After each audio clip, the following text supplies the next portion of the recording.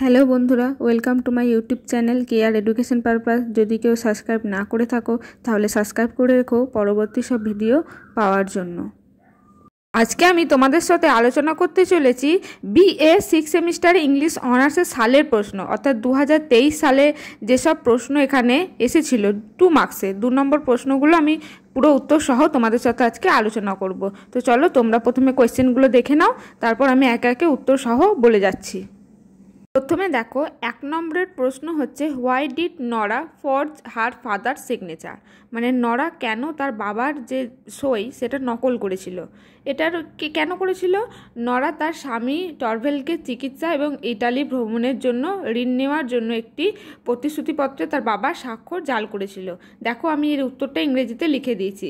হেনরিন Ibsen a doll's house, Nora forged her father signature on a promissory note to obtain a loan to pay for her husband Torvel medical treatment and trip to Italy। যেটা আমি তোমাদের বাংলায় মানেটা বলে দিয়েছিলাম, পুরো দেখো উত্তরটা আমি এখানে লিখে দিয়েছি, তোমরা দেখে নিও। 2 নম্বরে দেখো, what was doctor rank suffering from, মানে ডক্টর র্যাঙ্কের কি ধরনের রোগে তিনি ভুগছিলেন, মানে কি রোগ তার মধ্যে হয়েছিল। কি আছে দেখো, ডক্টর র্যাঙ্কের যক্ষা রোগে তিনি ভুগছিলেন, এমন একটি রোগ যা তিনি বিশ্বাস করেন যে তার বাবার অনৈতিক জীবনযাত্রার কারণে এটি হয়েছিল। এটি বংশগত রোগ, তার স্বাস্থ্যের ধীরে ধীরে অবনতির দিকে পরিচালিত করছিল। তো দেখো আমি ইংরেজিতে উত্তরটা লিখে দিয়েছি। In Henrik Ibsen's a doll's house, doctor Rank is suffering from spinal tuberculosis, a condition he believes was caused by his father's immoral lifestyle. This hereditary disease leads to his slow decline in health।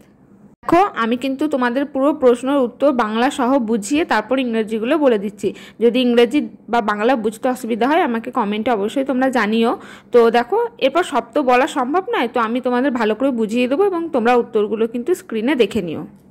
3 নম্বরে দেখো, why did Helmer want to dismiss Krogstad from his job, মানে কেন হেলমার ককস্ট্যাটকে তার কাছ থেকে বিতাড়িত করতে চেয়েছিল, মানে বের করে দিতে চেয়েছিল। কেন? কারণ ককস্ট্যাটের অতীত আচরণ, বিশেষ করে জালিয়াতি এবং হেলমারের প্রতি তার অনুভূত শ্রদ্ধার অভাব হেলমারের খ্যাতি এবং সামাজিক অবস্থানকে হুমকির মুখে ফেলেছিল। তো এই সবের জন্য সে তাকে তার কাছ থেকে বার করতে চেয়েছিল। তো দেখো আমি এখানে ইংরেজিতে পুরো একদম লিখেই দিয়েছি। Torvald Helmer wanted to dismiss Cockstad from his job at the bank because Cockstad past behavior, particularly a forgery and his perceived lack of respect for Helmer, threatened Helmer's reputation and social standing। 4 নম্বর দেখো, what desperate reminder did Nora think of adopting in order to save her family from ignominy? মানেটা কি? মানেটা হচ্ছে নরা যে জালিয়াতি করেছিল সে তার পরিবারকে বাঁচানোর জন্য কি কি পদক্ষেপ নেওয়ার কথা ভাবনা চিন্তা করেছিল।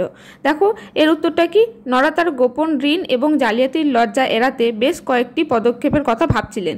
এর মধ্যে কি, টরভেলের দোষ নেওয়ার আশা করা, তাকে এবং তার সন্তানদের নিজের শিক্ষার জন্য ছেড়ে দেওয়া, এবং সর্বশেষ কি, আত্মহত্যার করুণ সম্ভাবনা। তো দেখো আমি এই কথাগুলি কিন্তু ইংরেজিতে উত্তরে লিখে দিয়েছি, তো তোমরা স্ক্রিনে দেখে নিও।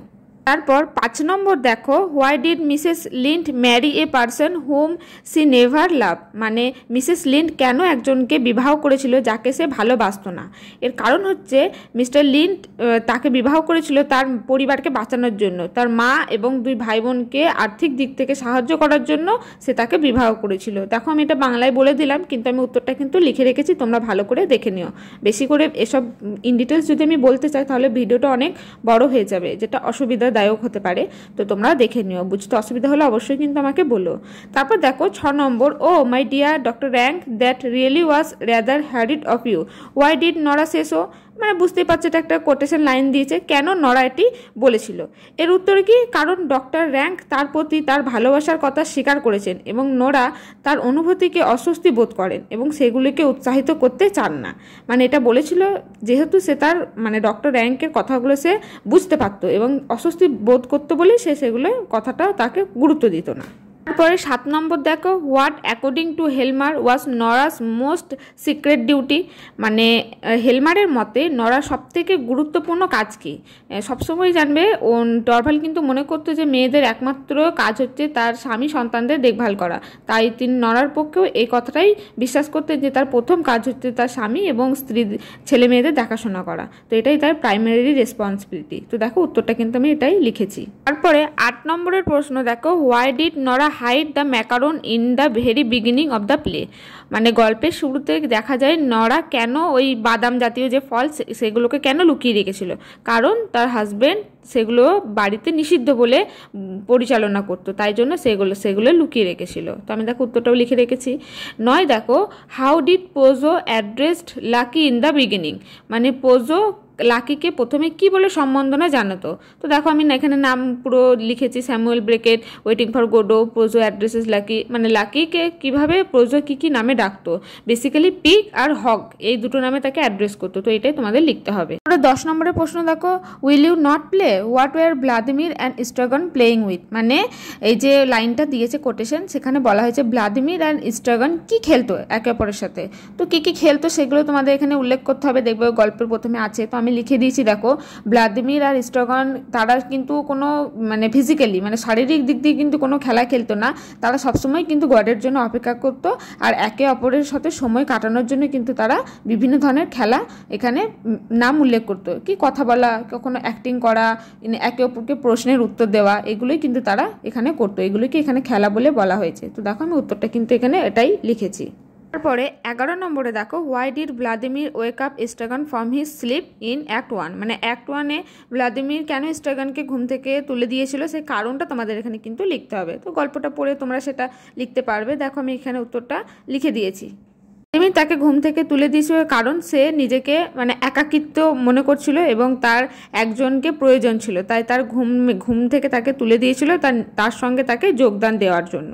এটাই হবে এর উত্তর। তারপর দেখো 12 নম্বর হচ্ছে, how did Vladimir enter the stage at the beginning and why, মানে ভ্লাদিমির যে স্টেজের মধ্যে প্রবেশ করেছিল কিভাবে এবং কেন।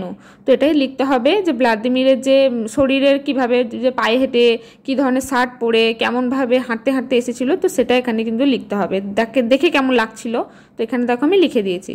তারপর দেখো 13 নম্বর দেখো, it's a responsible percentage, what did Vladimir mean by the expression responsible percentage, মানে এই কথাটার মানেটা কি বোঝাচ্ছে, তো এই কোন পরিপ্রেক্ষিতে এই কথাটা বলেছে সেটাই কিন্তু তোমাদের এখানে লিখতে হবে। তো দেখো এখানে কেন বলেছে, এটার ব্যবহার করেছেন যিশুর সাথে ক্রসবিদ্ধ 2 চোরের বাইবেলের বিবরণের একটি আশাবাঞ্ছক যদিও ত্রুটিপূর্ণ ব্যাখ্যা এখানে প্রকাশ করেছে, মানে দুজনের কথোপকথনে যে বাইবেলের উল্লেখটা এসেছিল কি কারণবশত, তো এই কথার পরিপ্রেক্ষিতে এই শব্দটা তারা ব্যবহার করেছিল, এটা কিন্তু এখানে এই উত্তরটা তোমাদের ভালো করে লিখতে হবে।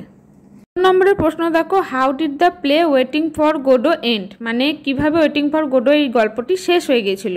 দেখো উত্তরটা, নাটকটি শেষ হয় স্ট্রাগন এবং ভ্লাদিমির চলে যাওয়ার সিদ্ধান্তের মাধ্যমে, কিন্তু শেষ পর্যন্ত তারা স্থির থাকে, যা নাটকের চক্রাকার অপেক্ষা এবং তাদের অস্তিত্বের অসারতার বিষয়বস্তুকে আরও শক্তিশালী করে।